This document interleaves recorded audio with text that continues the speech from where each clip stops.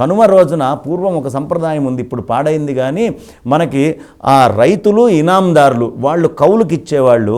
ఈ కౌలుదారులందరూ ఏం చేసేవాళ్ళు అంటే అన్ని బియ్యము, అన్ని చెరుకు ముక్కలు, ఇలా రకరకాలవి తీసుకొని వెళ్ళి పొంగలి వండడానికి యోగ్యమైనటువంటి ఆహార పదార్థం బెల్లము అది పెట్టి తీసుకొని వాళ్ళకి ఇచ్చేవాళ్ళు.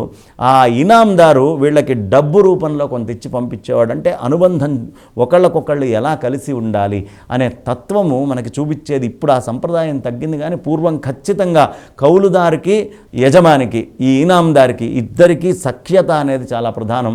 వీళ్ళు ఎంత సఖ్యంగా ఉంటే భూమాత అంత పులకరించి అంత గొప్ప గొప్ప ద్రవ్యాలని పంటల్ని ప్రపంచానికి అందిస్తూ ఉంటుంది. అప్పుడు సస్యము అనేటటువంటిది ఏర్పడుతుంది. కాబట్టి ఇలాంటి సంప్రదాయాలన్నీ కూడా మనం వదిలిపెట్టుకోకూడదు.